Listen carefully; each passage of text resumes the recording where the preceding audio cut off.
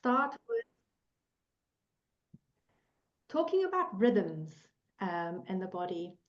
So when I studied Chinese medicine, I was out in Asia for 3 years. Chinese medicine has got a really big focus on rhythms.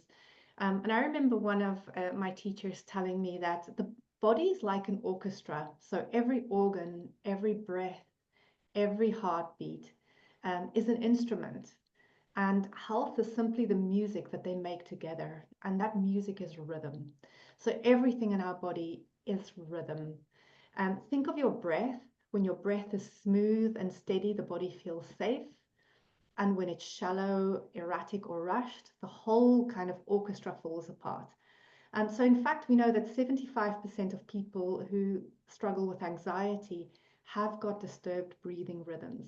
Their nervous system literally can't find its beat and its rhythm.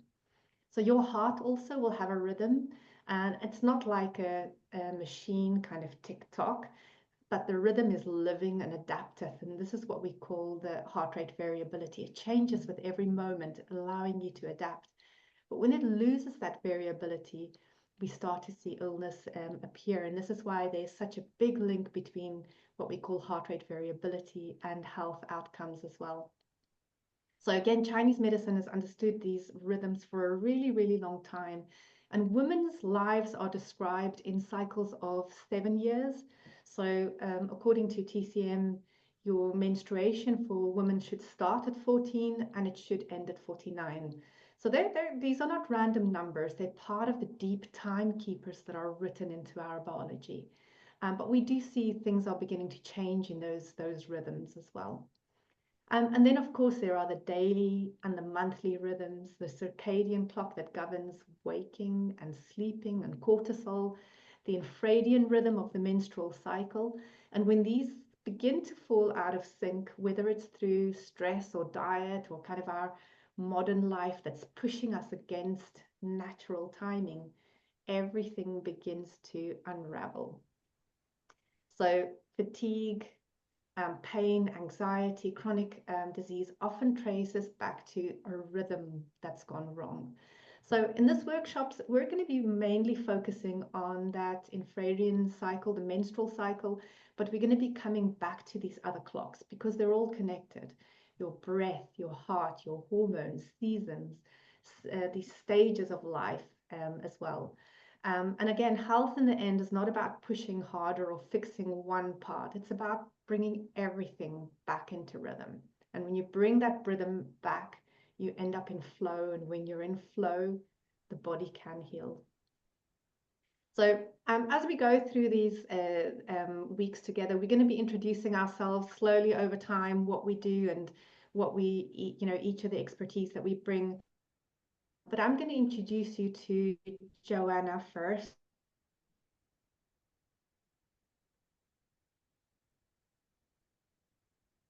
Rhythm of the heart and rhythm of the breath. So I'll hand over to you, Jo. Thank you so much, Charmaine, and lovely to meet you all.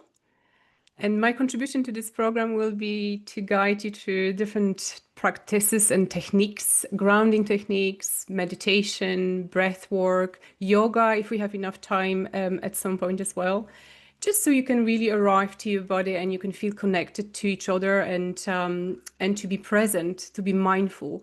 So that way also you can gather more information, you can absorb more information when you are feeling connected and mindful. So today we're just going to do a very, very short one, and that is indeed about breath work. So I would like us to take the deepest breaths we have taken today so far. So we're going to take a deep inhale in into the belly, so feeling the expansion of your chest and your belly as you're inhaling. And then pause at the top, just for a couple of seconds. And then exhalation is going to be through your mouth. So you can also sigh out through your mouth if you wish. So you're pushing your exhale out of your lungs, all the air out of your lungs. Let go of your breath. And we're going to do another round. Very deep inhale in into your belly. Active inhalation. Hold for a moment at the top. And then active exhalation throughout your mouth. Let go of the air. And one more. Deep inhale in, all the way down. Hold your breath. 5, 4, 3, 2. And when you're ready, let go of your breath through your mouth, and you can close down your eyes if you want to. And get your body in a comfortable position where your spine is nice and tall. You can relax your facial muscles, your shoulders, your arms. And just without changing anything, follow your breath, connect to your breath. Where does your breath go? Does it travel all the way down to your lower belly? Is it soft and light? Are you finding it harder or difficult to breathe? Is your breath more shallow, faster?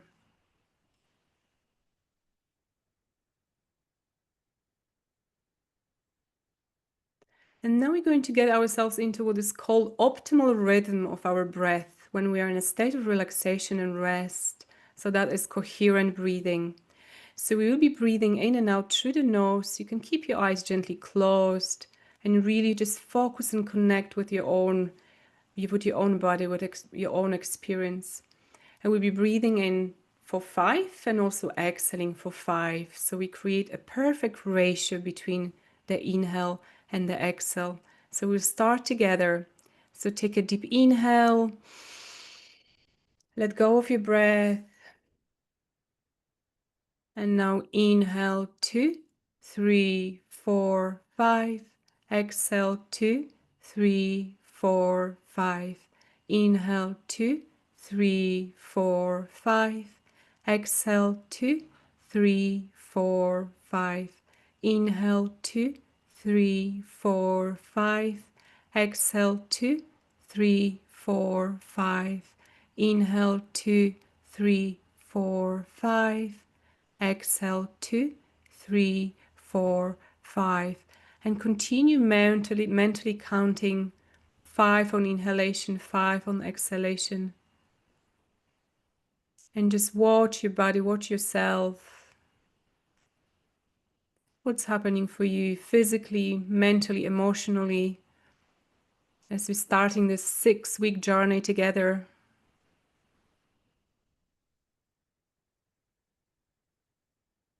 Just recognizing your state of mind and allowing your mind to rest. And for 1 more minute, just watching your breath.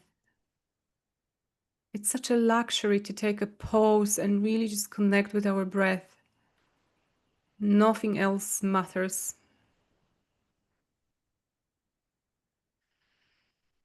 And see if relax any parts of your body even deeper. Or can let go any maybe necessary. Welcome to this space for now. Just so you can be fully present, connected, and take as much as possible from this workshop tonight.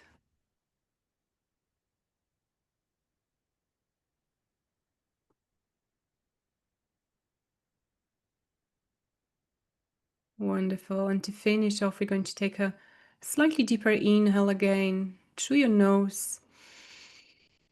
And let go of the air through your mouth 1 more time. And if you want, you can blink your eyes open and just gently maybe rotate your shoulders, bring some movement into your body. Or if you've been sitting all day, just stretch your arms for a moment. Rotate your torso from side to side. If anything feels heavy, shaking is good as well. Wonderful. Great. Thank you so much. And we'll pass over to Marisa for now.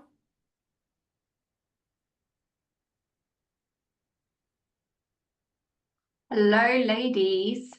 I'm so excited to have you all here. If you were on the webinar, I think it was a couple of weeks ago now, you'll know that this is definitely one of my passions. It's empowering women to take back control and just to get most out of life, to get the most performance that they can, the highest performance that they can, and optimal well-being. so that they show up for themselves and they show up for everybody else in their lives.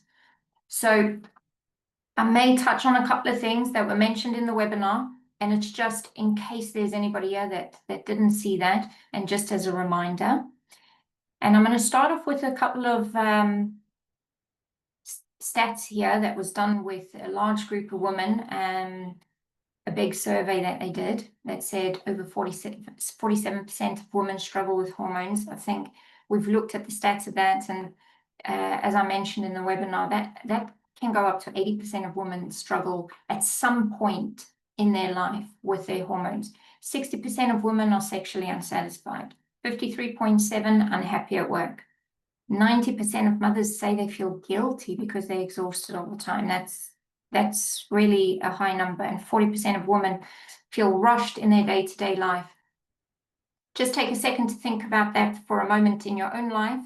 And if any of that resonates with you, and then just applaud yourself for actually being here, for taking the first step towards correcting all of this so that you don't have to struggle, so that you can be sexually satisfied and happy at work and show up for your children. Now, as I mentioned in the webinar before, the body is very good at giving us signals. It will tell us when something is not right.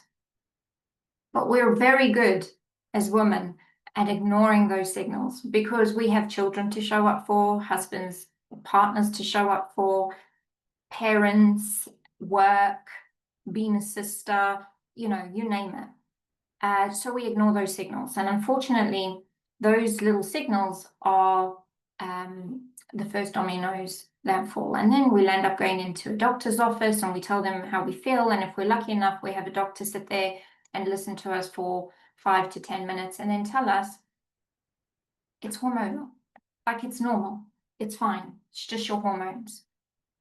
So by ignoring these signals, it's to our own detriment. And I'm hoping that through the next 6 weeks, we give you enough information that you can implement these changes into your life. Some of them are very, very simple, that you can start with tonight.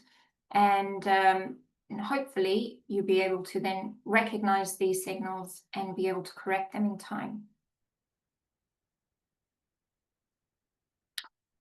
So before we start, this is more of a summary, understanding your menstrual cycle and being able to harness the power of these hormones. Because remember, I mentioned in the webinar that it's not just our hormones that govern us.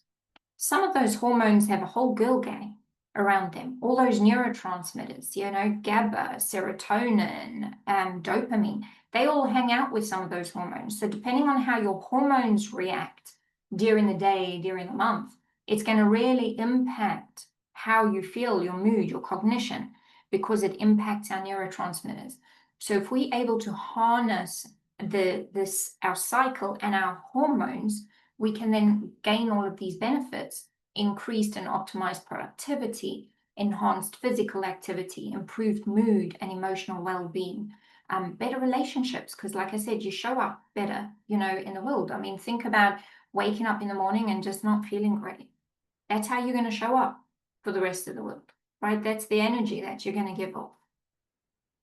Now, somebody mentioned earlier, I think it was one of the Claires, about trauma and how trauma impacts our hormones. And it does, absolutely, because of this girl gang that hangs around with hormones, and it completely messes with our neurotransmitters as well.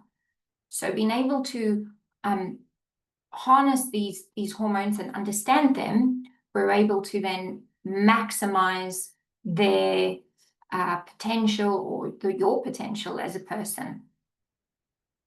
So in order for us to, Charmaine, if you just flip to the next slide, in order for us to actually gain this awareness of our body's requirements, we have to understand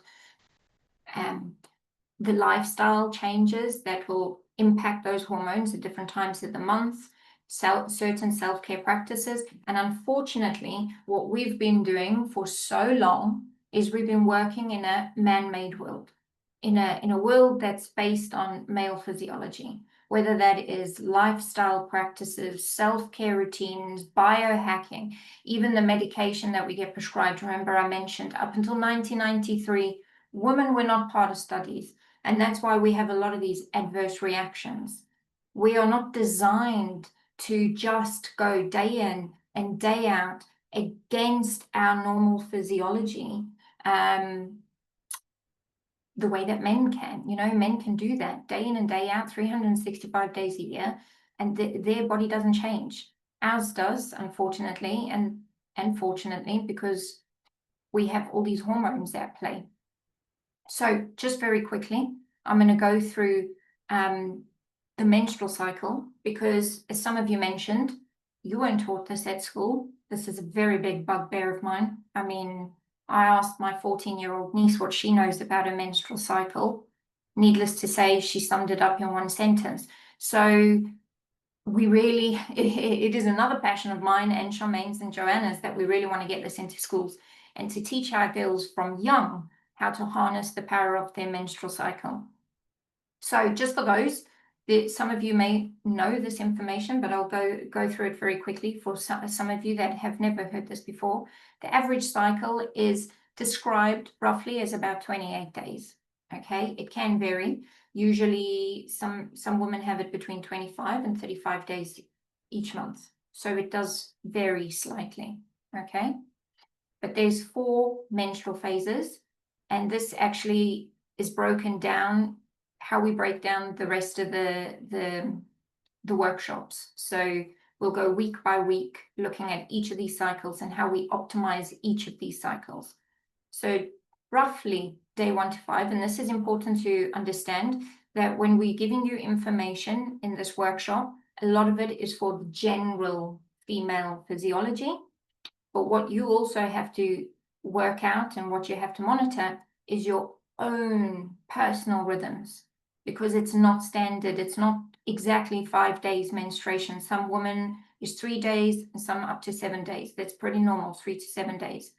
Okay, so that's day 1 to 5. That's when we're shedding the uterine lining. This is the bleeding phase. This is when we're actually menstruating. Okay, then we move into the follicular phase, where our estrogen starts to increase slightly and our ovarian follicles are becoming more mature, and we start rebuilding that uterine lining. And I just want you to just listen to what I'm just saying now. We rebuild every single month a uterine lining. A whole new thing is building every month.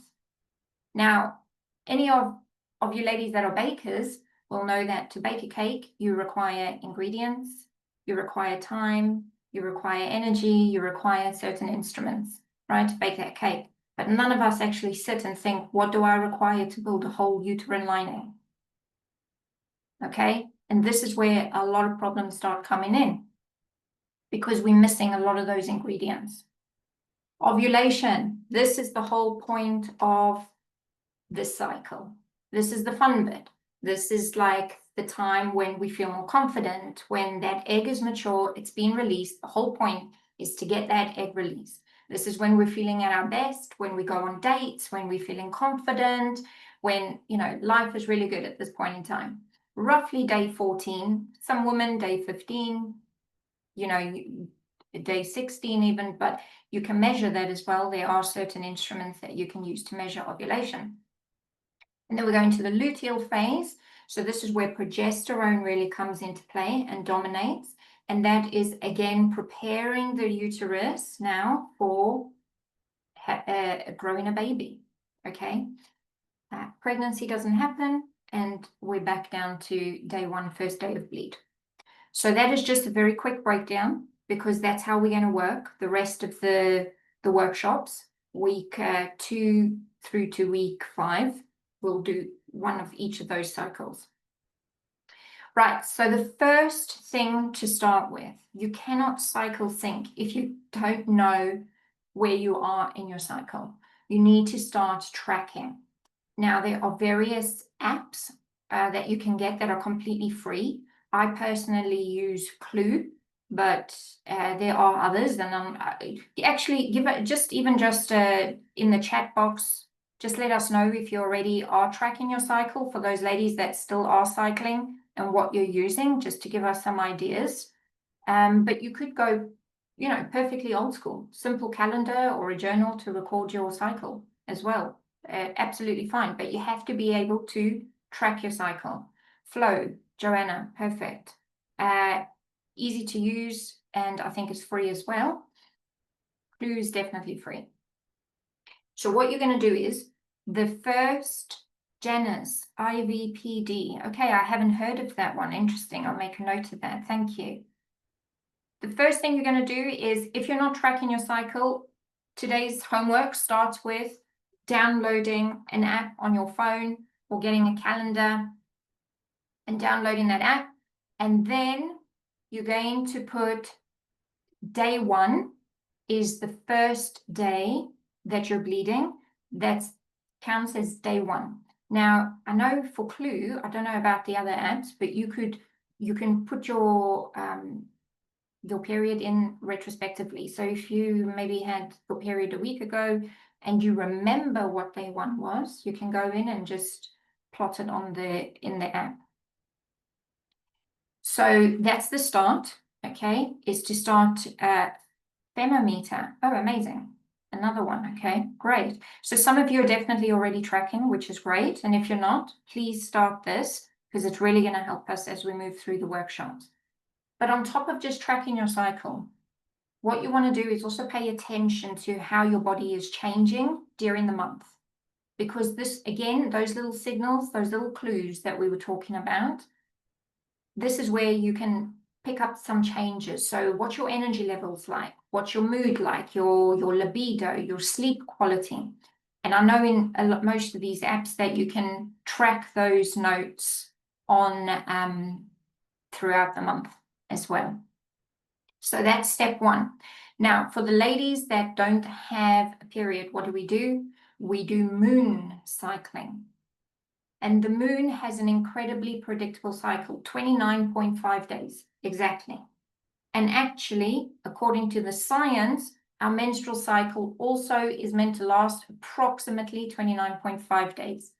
Ayurvedic medicine and Chinese medicine, they have, for a long time, they've known about the connection between these two cycles. They're much more in tune with how the female body is connected to nature.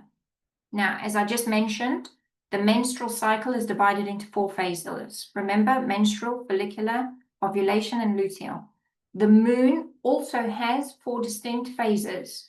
The new moon, the waxing moon, or sometimes referred to as the first quarter, the full moon, and then the waning moon, the second quarter. And then each of these have their own energetic signature as well. And it's the same energetic quality as the 4 phases of the menstrual cycle, and it also links up beautifully with the 4 seasons. So you see how everything is starting to come together. So if we look at it here, we see that the new moon is our menstrual phase. And that's the same as winter. You're not feeling great, you know, you just want to rest. It's a time for rest and for reflection, and a time to nourish yourself, okay? Then we move to the waxing moon, where that's the follicular phase, and that's kind of like spring. Remember, things are coming up, new blooms, animals are coming out of hibernation. And what are we doing? We're starting to rebuild our uterine lining. And then we go into the fun bit, summer. Everybody knows summer's fun. You want to be out, you want to be about. There's a high energy, it's sunny, it's enjoyable, it's a time to connect, to be visible. Like I said, that's ovulation, right? That's party time. And then the waning moon is the luteal phase, like autumn, where we sort of like coming to a completion of the cycle, and it's a time to focus, very much like autumn as well, when things just start to calm down a little bit, animals getting ready to go into hibernation. You can see how everything connects beautifully, and we are very in tune with nature. So whether you are pregnant, whether you are postmenopausal, if you don't have a uterus, for whatever reason, you don't have a period. And I would suggest that even if you do, and it's very sporadic and it's all over the place, that you start by cycling with the moon. And you may ask, why are we so connected? Why are we so affected by the moon? Well, if you think about a body of water like an ocean, you know the tides. Yes, how it ebbs and flows, those tides. Well, we're made up of 60% water, so that gravitational pull affects us as well, all right? And data has shown that the moon phases actually affect our sleep, our attention span, our emotions. I don't know about you, but I absolutely know when there's a full moon, even without looking at a calendar, because my mood changes drastically, okay? But if we look to the animal kingdom, in animal studies, they've shown how the lunar cycle actually affects the hormonal changes of fish and of land animals, okay? And in clinic, if somebody says to me they have certain symptoms, for example, that it comes and it goes, it comes and it goes, and then I'll say to them, could you just try and track that? And then we look at the moon cycle and we can actually mirror, and sometimes we can pick up, because parasites are really, really active around a full moon. We could actually, just from that pattern, almost assume that there may be something parasitic going on. So we're very connected. And I think people forget, we are animals. We are part of the animal kingdom, okay? We like to think that we're way above that, and we're not. We are animals, and we are connected to nature. And just as Charmaine was talking about rhythms, we have to get back into sync with those rhythms, with those natural rhythms of nature. Okay, so this is the four phases of the moon and how they match up to the menstrual cycle, just as a reminder. So the new moon is your menstrual phase. So if you're starting to track your cycle and you don't have a period, or it's too sporadic to track, then you're going to look at the new moon, and that's going to be your day one, okay? And then your follicular phase is the waxing moon, ovulation is the full moon, and luteal phase is the waning moon. Now, I've got a calendar up, and I looked it up for you for the rest of September, and I've rung it there. 21st of September is the new moon. So again, if you're needing to use the moon cycles to track, you're going to put your day one on the 21st of September. And then you're going to work from there, okay? And for the other ladies that do have a period, your day one, remember, is the first day that you bleed. Okay, now I want to move on from that, but that's a little bit of homework. Please make sure that you all start tracking, okay? We have something called a hormone hierarchy in the body. Cortisol and insulin are the foundation of those hormones. They impact the thyroid hormones, and then the thyroid hormones impact the reproductive hormones. What the body will always do, and I say this over and over to people all the time, the body's main priority is survival. It is to keep you alive, okay? And our brains haven't really moved on that much, haven't developed any differently to what they were with our ancestors. Survival meant being able to run away from a lion and not get eaten by a lion. What do you need for that? You need cortisol, and you need insulin for blood sugar balancing to get the glucose into the muscles so you can run away. Okay, so these are the main hormones that you have to regulate, because even if your thyroid hormones go out of sync, it's unlikely that you'll die.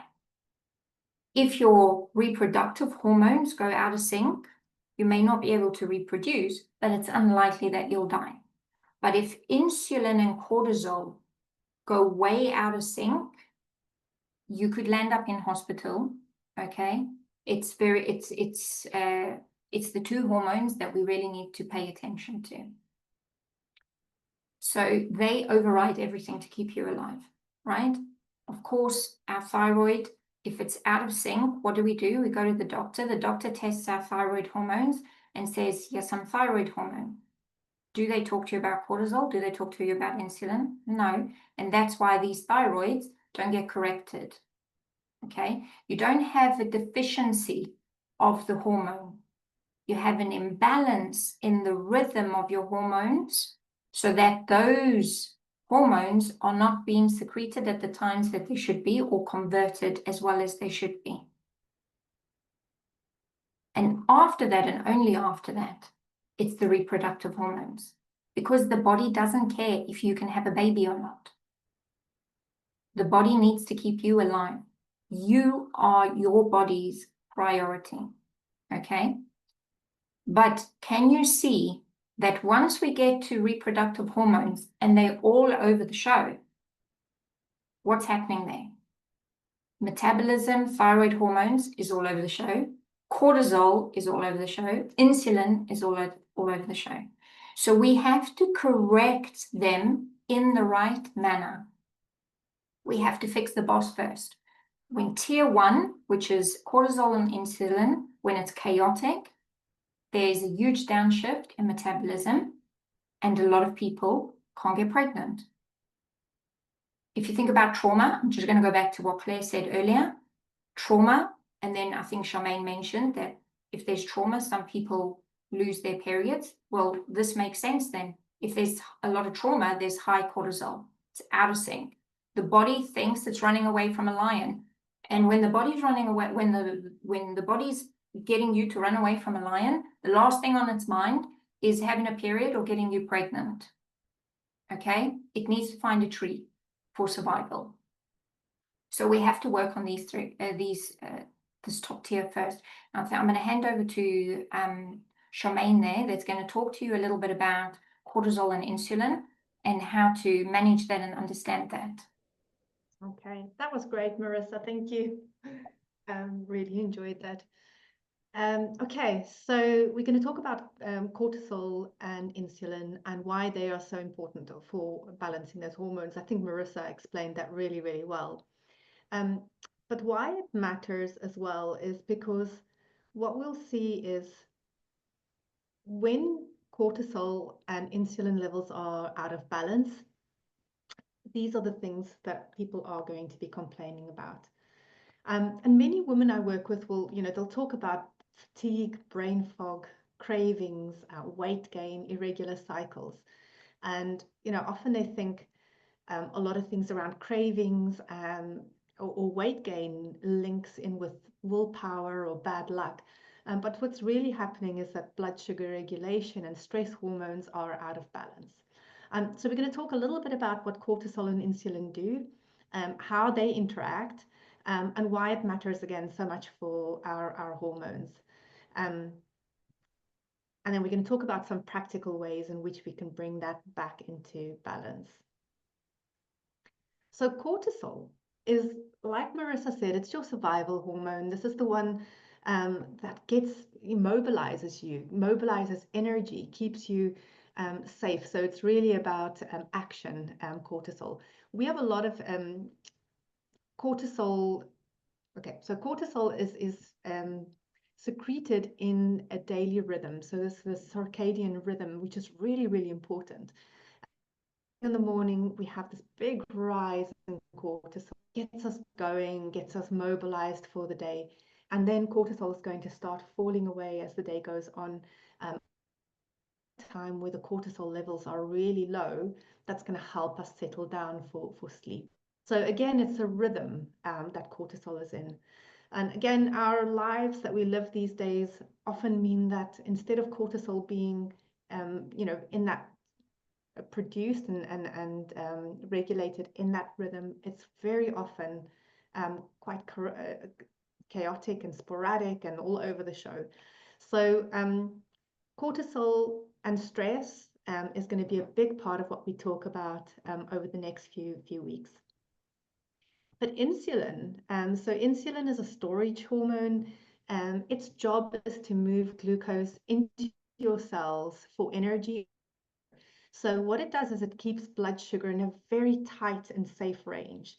And that's really important because for our brain function, for instance, we need glucose in a very, very tight and safe range. So insulin plays a really, really important role in making sure that that balance of blood glucose is just right.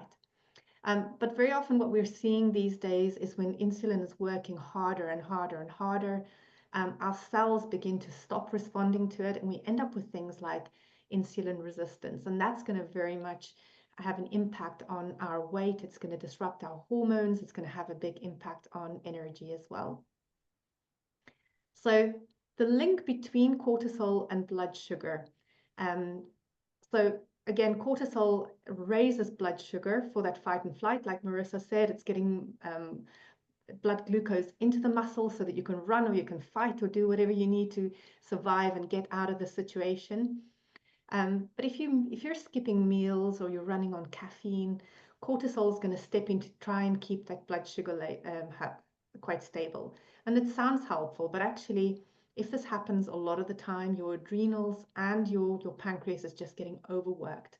So chronic stress often leads to chronically raised blood glucose as well. And I like to call this the tango, the cortisol insulin tango. Cortisol is saying, we need to release sugar into the blood because we're stressed. Insulin's like, no, we need to move it away out of the blood. We need to store it somewhere. So when you're under stress, cortisol will dominate, and insulin is just chasing it all the time. And of course, this is going to lead to things like energy crashes, energy just up and down, cravings, and even things like belly fat. And that's often, women talk about that cortisol belly that we often develop, often around perimenopause as well.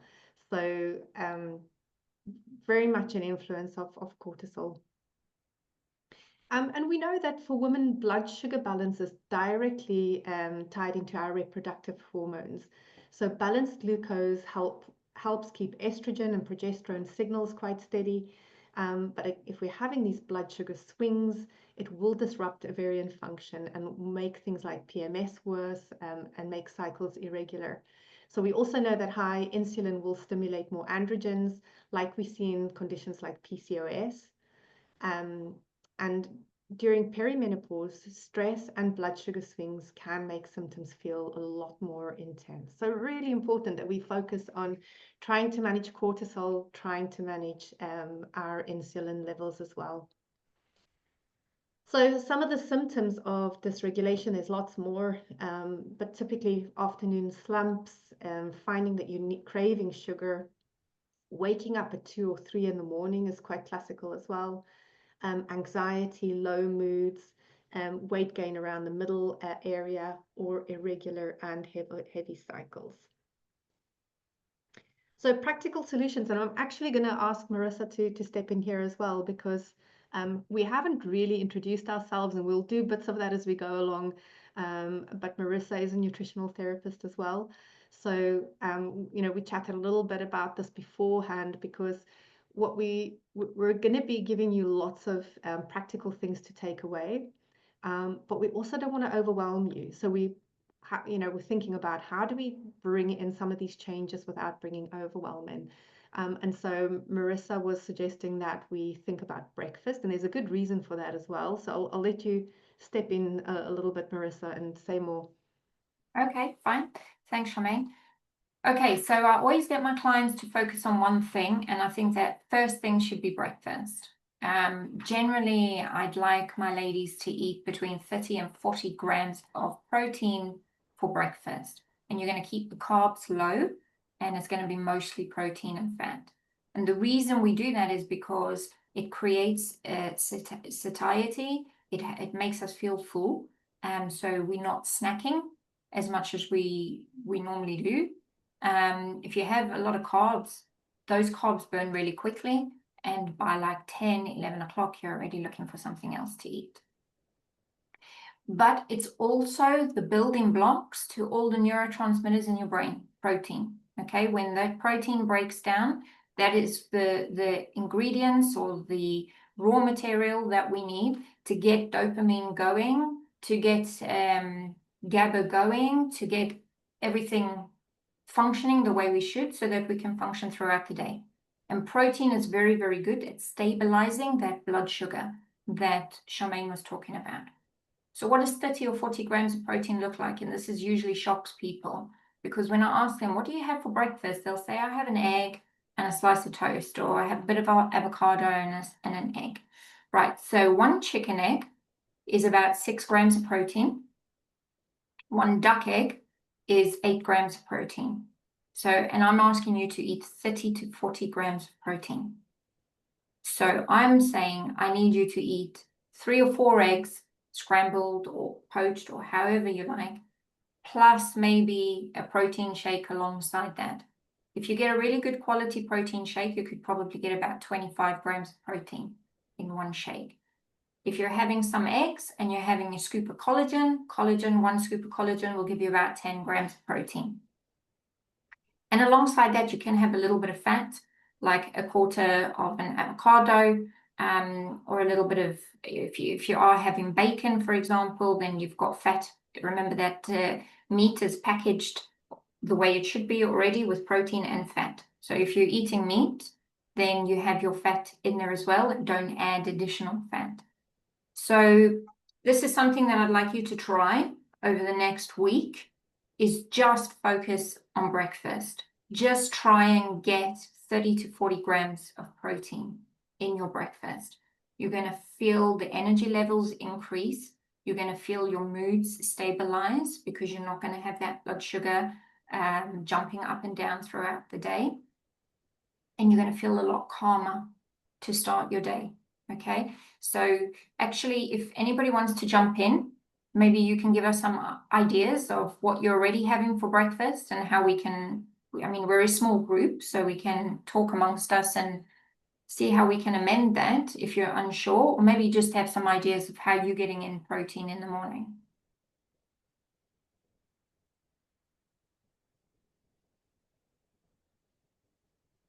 Any idea? I just wondered if I can, I don't actually eat breakfast, I just don't feel hungry. So I'm just imagining trying to do this. Okay, so are you postmenopausal, Claire? Remind me. I still have regular periods. So you still do, okay. It's really important to get that protein in for you in the morning, especially at certain times of the month, okay?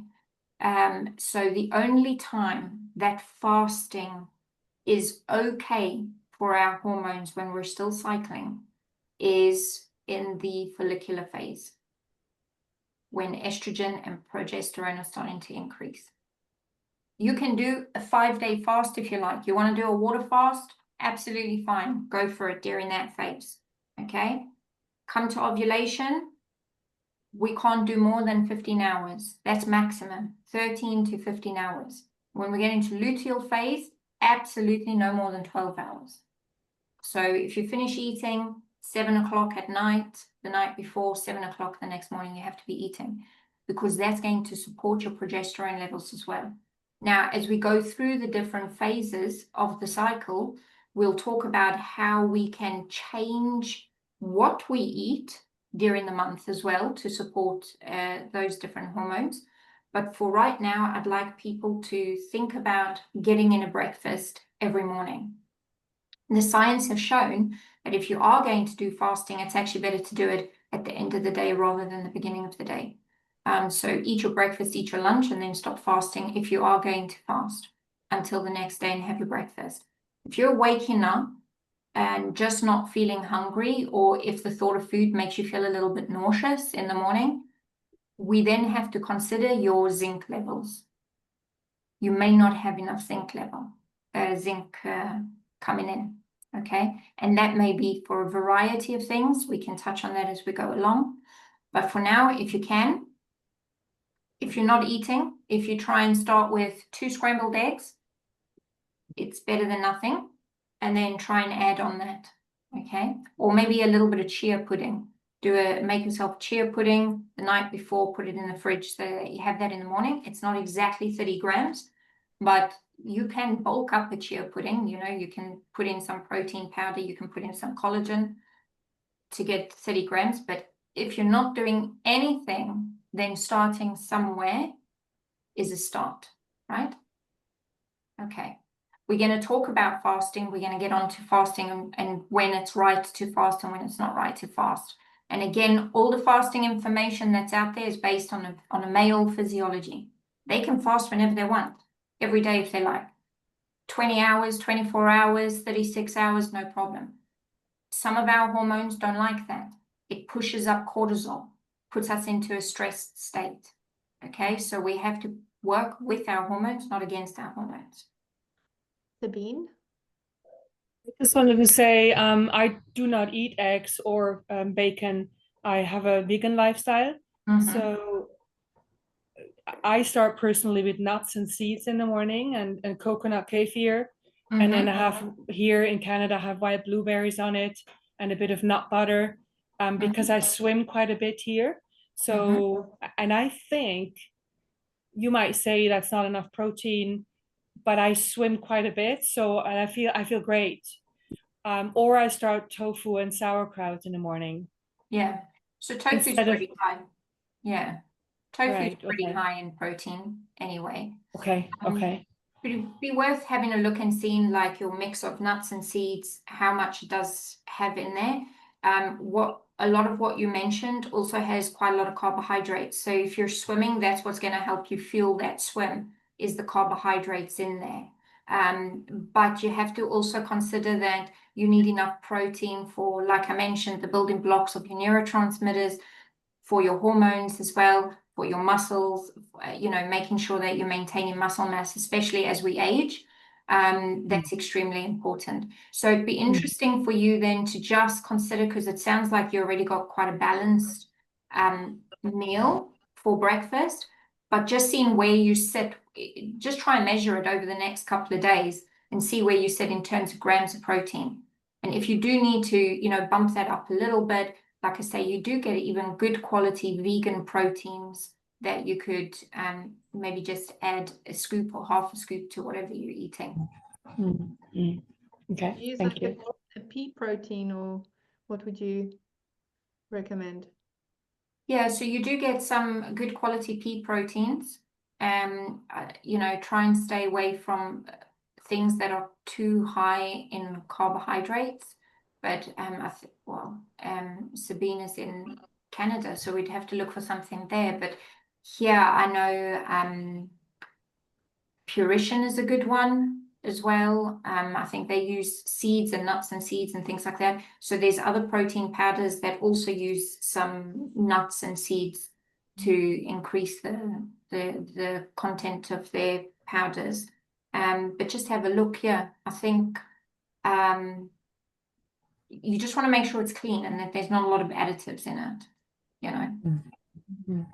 Yeah, you could probably add, I mean, do a nice chia pudding with a little protein powder and things as well.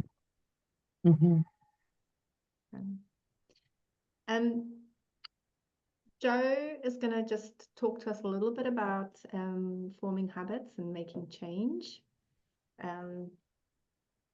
Am I going to just touch on hydration, Charmaine? Oh, okay. Can I touch on that? Yeah. Sorry, my error. We are not quite. There's just a couple more slides. Yeah. And it's actually one of the more important ones as well. But okay, give me a sec.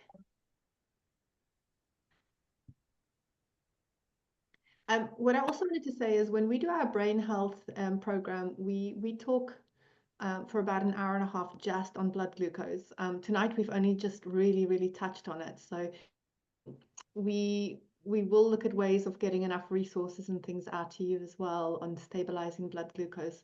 But yeah, we've really just touched on the surface of that. Over to you, Marissa. Thank you. So the reason why I wanted to touch on hydration is to follow on from what Charmaine was talking about with cortisol.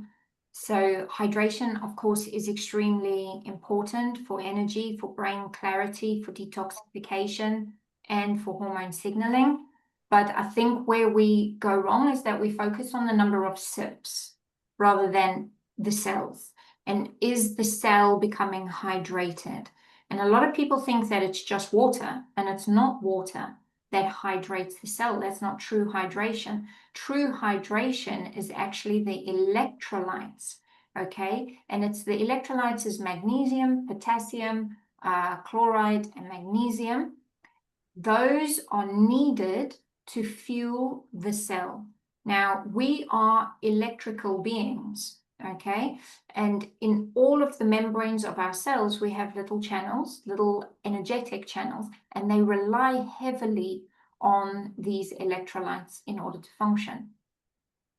Charmaine mentioned cortisol, which comes from our adrenals, and we also produce something called DHEA, which is a hormone support from our adrenals, and aldosterone, which helps with the salt fluid balance.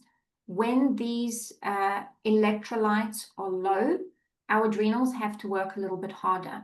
Now, as we move through perimenopause and into menopause, this is our ovaries are starting to go into preparing for retirement, right? But they're going to hand over the function to the adrenal glands. So it's the adrenals that pick up the slack, which means that it matters even more. Adrenals need salt, and we've been told to eat less salt. We need salt, we need sodium. I had a client that was telling me she was waking up at 2 o'clock every morning to eat a bag of crisps. That's a high indication that her adrenals are struggling and they're begging for salt. And as we move through the phases, we require more electrolytes. So for the luteal phase, for example, our temperature increases, so we naturally lose more fluid. Every time you lose fluid, when you go to the toilet for a wee, when you pass a stool, there's water in there too, when you sweat at the gym or on a bike ride, when you do any form of exercise, you lose fluid. But if you've ever tasted your sweat, it's salty, right? You're losing your electrolytes. During menstruation, even more important, because we're actually losing a lot of fluid with that blood that's coming out. There's a lot of fluid in there. Excuse me. So on top of trying to get a good breakfast in, it's really, really important that we make sure that we hydrate. This is life-changing, honestly. And I'm not just saying that. When you wake up in the morning, the first thing that you do is drink a huge glass of water with a pinch of mineral salt. So I'm talking about Celtic sea salt, for example, or a sugar-free electrolyte. That's the first thing you're going to do. If you are sleeping 6, 7, 8 hours a night and you're not eating during that time, you're not drinking during that time, then you are, and people don't realize that we're actually sweating. And every time you breathe, you lose moisture, you lose water, okay? So for 7 hours or 8 hours while you're sleeping, you're becoming dehydrated. When you wake up in the morning, you are completely dehydrated. And then what's the first thing that most of us do when we get up in the morning? We go and we have a wee, okay? So we lose even more water and we lose even more electrolytes. First thing in the morning, if you have to, keep it next to your bed. Make it at night, pinch of salt or some electrolytes in water. Wake up in the morning and hydrate. True hydration. I see all these ladies walking around with their fancy jugs full of water, and they're just drinking water and water and water, and the only thing that they're doing is dehydrating themselves. Because the more water they drink, the more they have to go to the toilet, and the more they have to go to the toilet, the more electrolytes they're getting rid of, okay? Now, you do that in the morning, but if you're somebody that gyms or trains, or even you, Sabine, that's swimming, you'll be sweating even though you are swimming. Or if you're getting in the sauna, you'll need a bit more electrolytes as well. So you may need another glass of electrolytes throughout the day. And on the next slide, I actually explain where does this actually come from, because this 2 liters a day, we have to have 2 liters a day. So in 1945, the US Food and Nutrition Board noted that adults need about 2.5 liters of water a day, most of which comes from food. That sentence got lost.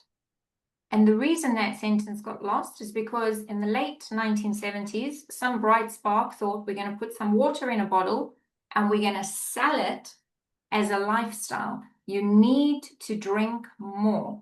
They tried to outpace the soft drinks, and the narrative that they were pushing was more is better and more is better. You've got to fuel yourself, 2.5 liters of extra water a day. And all that's happened is we've dehydrated ourselves. So we're not to chase liters. I want you to answer your thirst. Drink when you're thirsty. Hydrate first thing in the morning. Hydrate after exercise or sauna, or if you know that you sweat. You know, maybe some women sweat at night as well with night sweats. You have to hydrate. And then drink when you're thirsty. Not for the sake of it.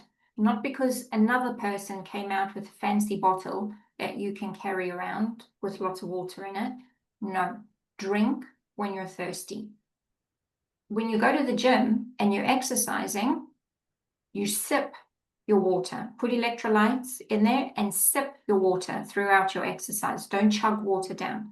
It's really not good for the digestive tract at all. So that is something that we need to do, because we need to replenish our electrolytes, not only for our cellular function, which is extremely important, but to nourish those adrenals that are going to stabilize our cortisol. Because as soon as cortisol goes out of play, remember, it's one of the boss hormones, everything goes out of play.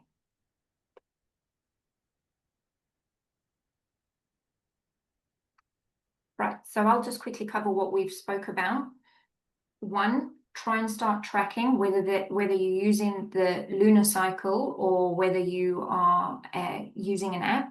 Start tracking. Hydrate every morning. Try and put in a good protein breakfast, working up to 30 to 40 grams of protein. That already, just by doing that, you're going a long way to stabilizing your blood sugar levels and your hormones. And then focus on breath. And I think that's where we end with Joanna helping us just refocus and end the workshop for this evening. Mm-hmm. Thank you, Marissa. And just before I start, how much time do you want us to leave for the questions at the end?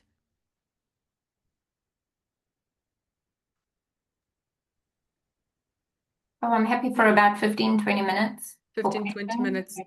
If we go a little bit over, people can always drop their questions into us if they need to.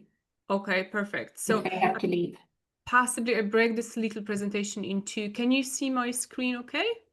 Yes. So because we really want you guys to get the most out of this program, so this is not just going to be about information, we also want you to move actually towards transformation. So that's why psychology of change and habit formation comes in place. So it's very practical. So you obviously have a list of things that Marissa and Charmaine mentioned and suggested for you to start with. But it's not so straightforward, right, to implement changes. So I'm going to break it down and make it a little bit easier for you, and also understand why is actually change so difficult, and how can we bridge the gap between, you know, where you are at the moment and where you want to be specifically with your hormonal health. So I'm just going to fly through those slides. But I think what is important is to really understand why is change actually difficult, and understand that we are not failure if we're not failing if we're not managing to implement healthy habits, especially if they're new habits, right? So first of all, your brain loves the familiar. Our brains are not wired for transformation. They are wired to conserve the energy and to stick to what is already familiar, what we already know. So the new habits, whenever you're implementing something unfamiliar, it's going to feel hard, and it's going to also require more mental energy as well to create something new that is unknown. So struggling with change, remember, doesn't mean that you're weak. It's just that your brain is doing its job, and it's keeping you safe, and it's preserving the energy. So there will be the initial resistance against change for sure. And change also requires small steps. It's not about perfection. So very often we fail because we aim really high and really fast. However, the sustainable change actually comes from tiny incremental steps that compound over time. So missing a day, or, you know, especially when we talk about, you know, your cycle, your energy levels, your motivation, this is something that fluctuates throughout your cycle as well. So don't, you know, expect from yourself that you always will have the same energy to keep up with your new goals. So it's all about the small changes that you start with. Motivation will always fluctuate, so don't rely on motivation. There are other more sustainable ways to do that. Intrinsic motivation is something which is more important, and I definitely want to spend some time to talk about it and ask you as well, what are your intrinsic motivations to be part of this program and also to address your hormonal health?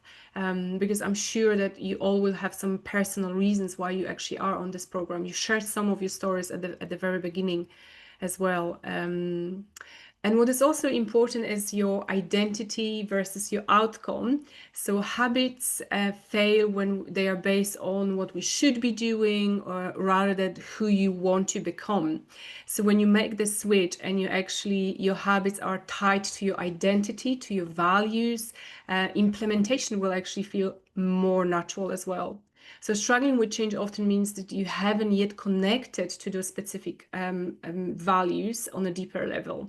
And hopefully some of the questions, you know, that we're going to ask you throughout this program will help you to connect to those deeper values. What is also important is to recognize stages of change. So change is not linear. Someone enter a waiting room. Okay, so change, you know, it's a journey. It has different stages, and we also need to acknowledge where we are actually if it comes to change. So that this model of stages explain it really well. So we all know that you probably will be somewhere at the stage 2, contemplation and preparation. Pre-contemplation is where we're not aware of wanting to make any changes or address anything. We're not aware of a problem yet. And then we move to contemplation. So this is the time where you start, you sign up to a workshop or to a program, or you purchase a book, or you listen to a podcast. So you're planting a seed already. So there's awareness that is, you know, being created. And then preparation is a state where you start maybe thinking a little bit further, you know, about, okay, how am I going to implement like a hydration that Marisa was talking about it? What does need to happen for me to implement that? So preparation is gathering, you know, your resources and just making this extra effort to prepare for change. And then action is active implementation. So your action will start tomorrow when you think about, you know, what Marisa was talking about, electrolytes and maybe salt, or nutrition in your breakfast. You will start already, you know, taking appropriate action to take you a little bit closer to your goal.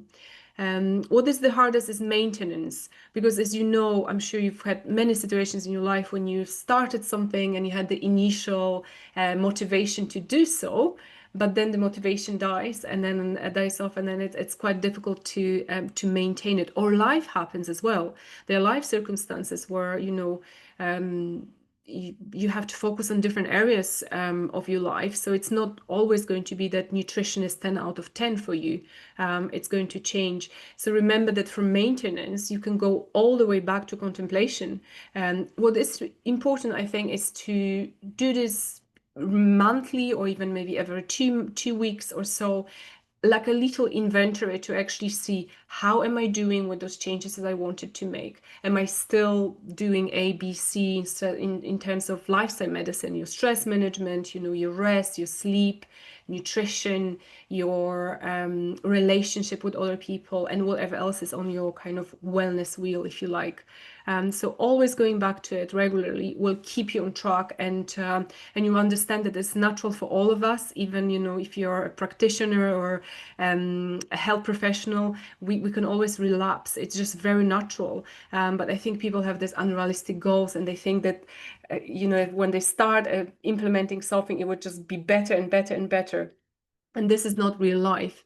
So yeah, acknowledging where you are in terms of your stages of changes, and checking in with yourself regularly. And probably the next slide will be the last one, and I will move the rest of the slides for next week. So intrinsic motivation. So tapping into the deeper whys for yourself is the first step to building habits that actually stick. And extrinsic motivations, so like looking for external rewards or having pressure from someone else to do things, then will fade over time. They're not sustainable. So intrinsic motivation they're deeply rooted in your personal values and what truly matters to you as a person.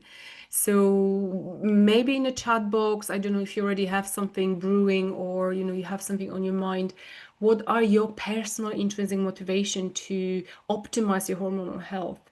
If asking some powerful questions, it could be a really good beginning, because that creates the sense of like personal, purpose, and connects you to this journey on a deeper level.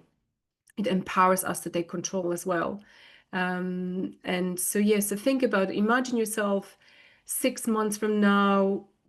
Imagining something is also a very powerful practice as well. It really helps your subconscious mind to work and be on board to work with you and support you throughout the process. So imagine yourself in a few months' time embracing, your cycle syncing and healthy habits that have to do with your hormonal health.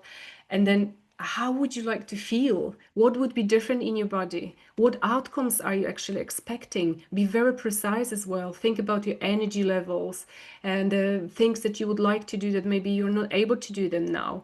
In your work as well, relationships with your relatives.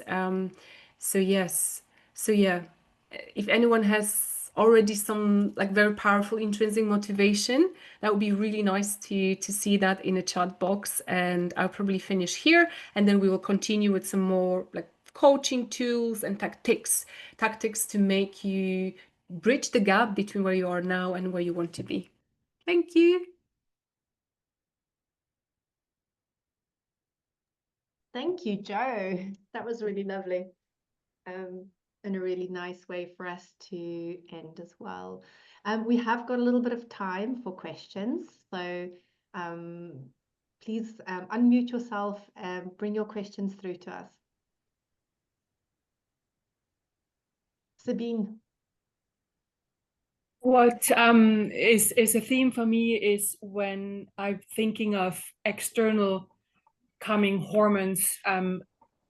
I'm a vegan, but especially from eggs or bacon, as you mentioned, thinking of the, forgive me, English is not my first language, thinking of the biofeedback loop. So if something comes from the outside, your body, then it interferes with your own body's response of producing hormones in whatever glands in the body, and suppresses the body's own production of hormones by interfering, with what's coming from outside. So I wonder, and of course we need to add, or we have naturally hormones in the food. If I eat tofu, I have naturally occurring estrogens in that food.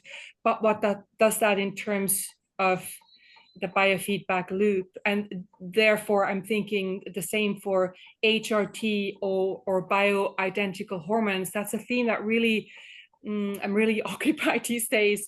And I personally started this hormone regulation box homeopathically, stimulating exactly the organs in the body that actually are releasing or producing and releasing hormones in the human system. Therefore, my question would be, is that something that is worrisome? When something comes from food from the outside, especially I think from the animal world, interfering with your own body biofeedback. Does that make sense? Yeah, it does make sense. Are you thinking in particular kind of hormones that are put into our animals when they grow them? And yes, I mean, I don't think particularly hormones are added, but a pig or a chicken has naturally occurring hormones in their products, egg or bacon. So does that not interfere with our bodies, a biofeedback? So the body says, oh, it's coming from outside, I don't need to produce. And then our own production inside is going down and down and down and down, because we're not stimulating actually the inner organs, we're just having it from the outside. which is school medicine, just add it because it's lowering, it's adding, but shouldn't we be focusing on stimulating the organs? Yeah, I think that's a really interesting point. I don't know what your take on that is, Marissa.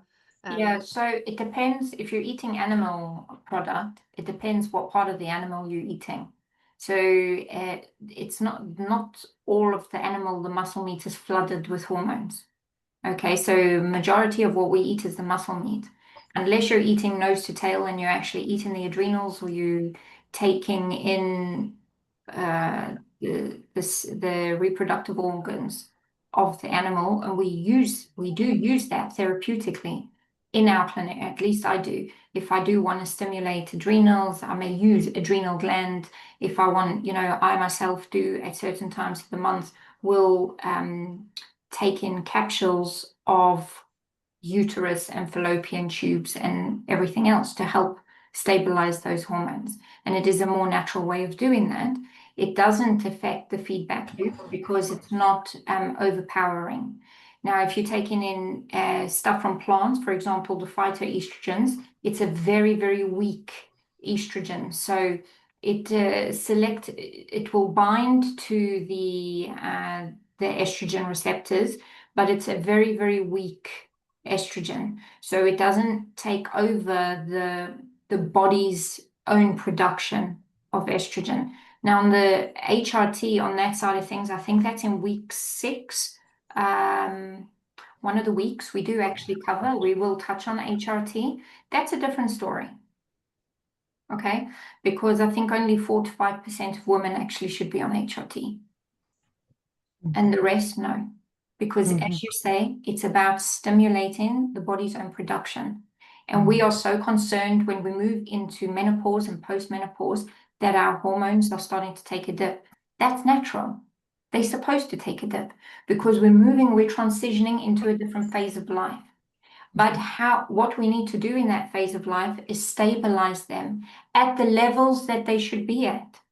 Not pump the body full of estrogen when naturally, as a female, say 55, 59 years old, when I shouldn't have that much estrogen. That becomes a problem. So we're going to touch on that. But in terms of the estrogen coming from outside, my main concern would be what Charmaine touched on. If I was eating a chicken that was pumped full of steroids and hormones, because then that would go into the muscle meat and we would be taking that in as extra hormones. And of course, what we know is that then stimulates the buildup of estrogen. But one thing to remember, Sabine, is that our bodies are so intelligent and it's all about balance. It's all about harmony. Okay, so how our bodies are meant to work is we produce certain hormones, those hormones get used, and then we metabolize and break down those hormones. So detoxification, which I think we're going to touch on one of the weeks as well, is extremely important. It's not just about producing the hormones, it's about metabolizing, breaking them down, and getting rid of those hormones. So if we're taking in a little bit of extra hormones externally, I'm talking about from foods, not HRT, like your phytoestrogens, or like maybe a little bit of the extra hormones that I take in from the liver capsules or something that I take, the body will naturally use what it needs. And as long as detoxification and methylation is working properly, the body will then metabolize, break down those hormones and get rid of it.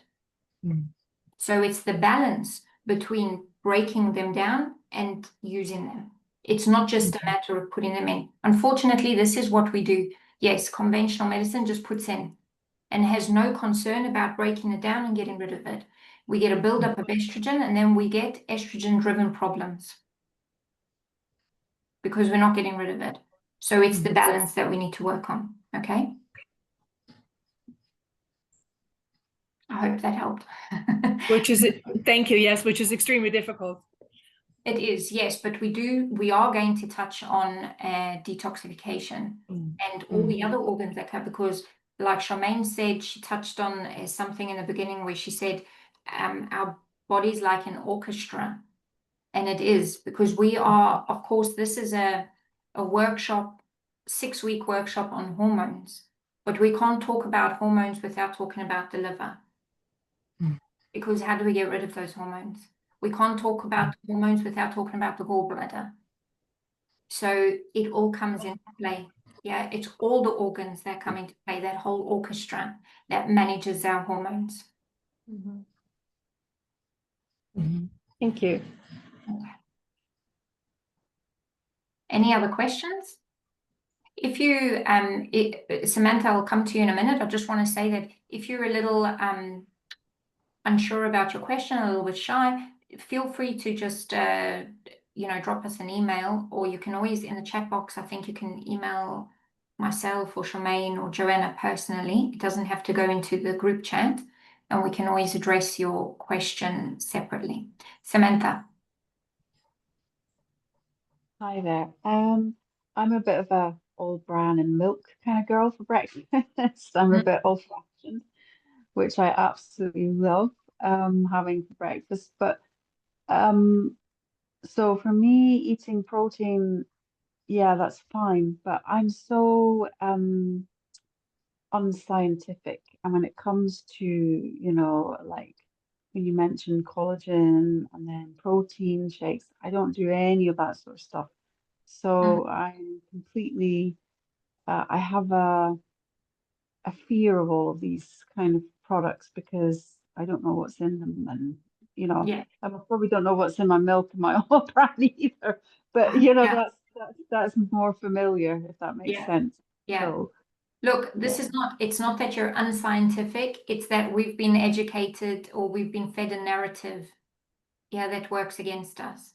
So we were all told from young, drink milk because it's good for your bones and it's good for your teeth and it keeps you nice and strong.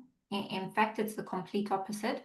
They ran studies where they looked at countries with the highest milk consumption. They also had the highest levels of osteoporosis. Now, when we got Switzerland. when we go, look, I wasn't pointing any fingers. When we go back to what Sabine was asking about putting extra hormones in, we do have to be aware of that. Dairy, for one, has a lot of hormones, because if you think about it, what is dairy? It's baby food. It's to take a little cow and make it into a big cow. Okay, so that has a lot of hormones in it. Dairy has a lot of hormones. But we were told that it's good for our teeth and our bones. There's a lot of other things that come into play with dairy, but the same with bran and the carbohydrates. It will shoot your blood sugar up first thing in the morning, which will then play against, because remember, cortisol and insulin play against each other. It will shoot up your cortisol, and what you'll be doing for the rest of the day, maybe you don't see that, but internally you'll be chasing your tail the whole day. Your body will be fighting to try and find balance because it didn't have that balance in the morning. Cortisol we have to have high in the morning. It's what gets us out of bed. But after 8 o'clock in the morning, that cortisol starts coming down. Okay, and the one way to stabilize that and to help that is, one, by getting morning light into your eyes, and two, stabilizing your blood sugar levels. So I know that it's different. We can talk more about collagen and we can talk more about protein powders. Everything I recommend is it's food first, always, but sometimes we have to supplement a little bit. Our food is extremely depleted, okay? And it's very difficult for some people I know, first thing in the morning, to eat 6 eggs. Okay, it's to get to that point, it takes a lot of adjustment, a lot of time. I didn't wake up one morning and start eating, an omelet with 6 eggs. It took me time to get there. But along the way, I supplemented with some protein powder here, collagen there, and all of these things are animal-based. Some of them, the protein powders, you can get plant-based. It's a supplement, exactly what it is. It's a supplement. It's to supplement your food intake. But we can talk about it. And collagen is completely natural. It's the breakdown of an animal back back in the day when our ancestors were hunting, they would have eaten everything. They would have eaten the knuckles of the animal. They would have eaten the gut lining of the animal. All of that contains collagen. We don't eat that anymore. So we only eat the muscle meat. And by doing that, we actually, again, create an imbalance because there's an amino acid called methionine in muscle meat, which we need, but we can't have too much. We have to balance it with another amino acid called glycine. And that glycine comes from things like cartilage, collagen, gelatin, things like that. So we need, or bone broth. Have you ever had bone broth? Drank bone broth? I have made some bone broth before, but it's like it's a habit, you know. I've done it. Yeah. It took me, you know, it was like a whole 24-hour operation Yeah, type. yeah. So now you Yeah. can find protein powder, what they call protein powders, and basically it's just freeze-dried bone broth. But you're getting you're getting a huge amount of glycine in that, so you're balancing out the methionine. You know, we have to. This is the problem, and I'm going to come back to saying this along the way. Balance. It's all about balance. Okay, as soon as we bring back the harmony and the balance, things work the way they should. Now, why do we have so many chronic illnesses and cancers? And people go, well, because they're eating too much meat. It's not because they're eating too much meat. It's because they're not eating enough cartilage or collagen to go with that meat, to balance out the meat that they're taking in. So it's all about balance, but I really encourage you to try as much as possible. I think the easiest swap for you maybe would be to start with, although it's still dairy, and you've got, like Joanna said, this is not an overnight thing, okay, is get a very good quality Greek yogurt and put in some nuts and seeds and maybe some ground flaxseed in that, and start with that. Then you're getting a little bit of protein, and you're also getting Greek yogurt actually has got quite a bit of protein. So you're getting your protein, and slowly over the weeks, we can start to think about how we substitute our dairy a little bit. Okay, maybe try with that. Do you think you could do that? Move from bran and milk to maybe a Greek yogurt with loads of nuts and seeds? Yeah, I mean, I have Greek yogurt with nuts and seeds and fruit every day anyway. So, you know, that's, and I mean, I do eat fish a lot in the mornings as well. If it's not yeah, often, perfect. So. Okay, so you didn't mention that. That's ideal. Yeah. No, I know. I'm just wondering how much fish I would need to eat, but also with an avocado. When you said a quarter of an avocado, I thought, okay, that's not a problem. But how can I keep the rest of the avocado fresh for the next few mornings? Yeah, a little bit of lemon juice. A little bit of lemon juice over the avocado. The pit has to stay in. Yes, that too. Yes. The pit has to stay in, and a little bit of lemon juice. Yeah? Yeah. I hope that helps. I mean, like Joanna said, it's all about, implementing small change as we go. You're going to get a lot of information because we're obviously cramming everything into 6 weeks, consecutive weeks. It doesn't mean that you have to do everything that we say straight away. It's make a note, and as you work through the weeks, try and remember 1 or 2 things consistently done is way better than trying to do 10 things inconsistently, because it's consistency that brings about change. Anybody else? I was just going to ask, can you hear me okay? Yes, perfectly. Oh, I didn't know. I was just going to ask about the water, because I, like you say, you've been told to drink all this water every day, sipping water. I feel like I'm quite a thirsty person. I like a dry mouth. It might be an anxiety thing. But is there an average amount that you'd work towards drinking, or just as a guide, so I don't drink too much, I suppose, or? Yeah, that's a difficult one. Yeah, it might. Sorry. It does depend on you personally and your activity levels as well. I would say if you started the reason why you may be thirsty is because you're dehydrated. Okay. So all that water that you're drinking is dehydrating you, and your body is begging for salt. It's begging for electrolytes. Okay. I think if you start every morning with the electrolyte water, And maybe do that again around for yourself 2-3 o'clock in the afternoon, because that's supportive of the adrenals. Put in some more electrolyte water then.